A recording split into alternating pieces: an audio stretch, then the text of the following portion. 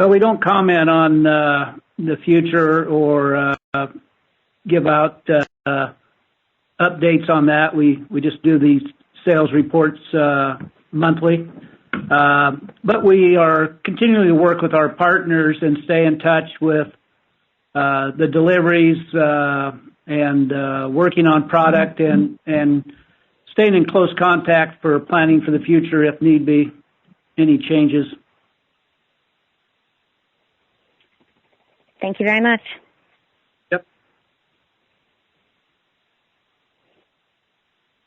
And just as a reminder, ladies and gentlemen, if you do have a question, please press 1, then 0 on your telephone keypad at this time.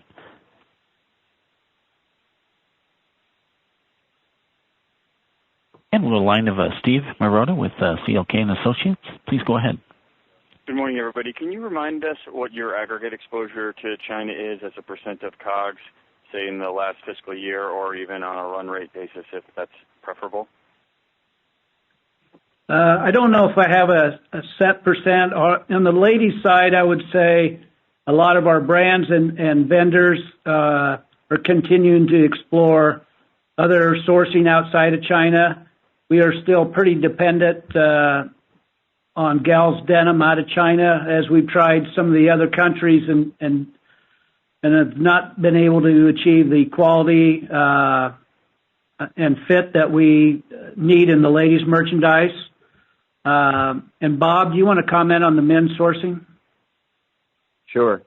We did start to diversify sourcing about 5 or 6 years ago, and we do have denim being made in 3 other countries, and in those cases, deliveries are on time, and in some cases they were to deliver early, which helps us mitigate the China challenge. One other thing that we do on the sourcing is we ask it to be ship ready before CNY.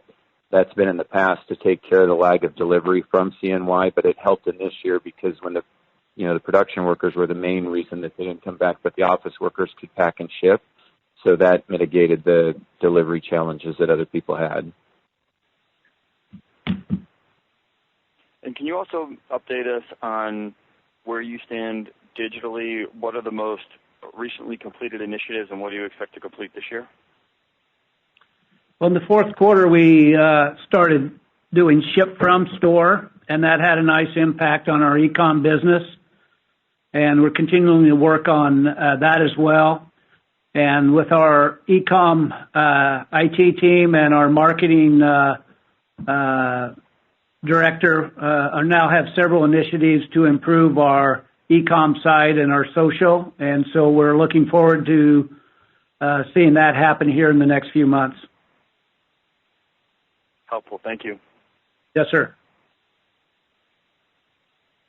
And we do have follow-up from Tiffany Kanaga. Please go ahead. Thanks for taking my next question. With oil having taken a sharp loss and considering your geographic footprint, would you remind us what trends you've historically seen with respect to your sales or traffic when oil has moved dramatically?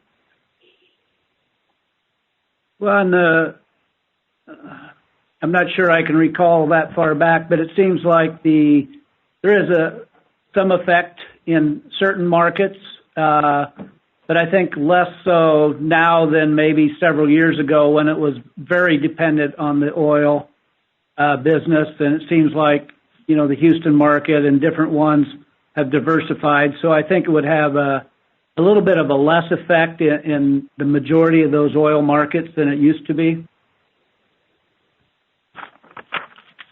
Thanks very much.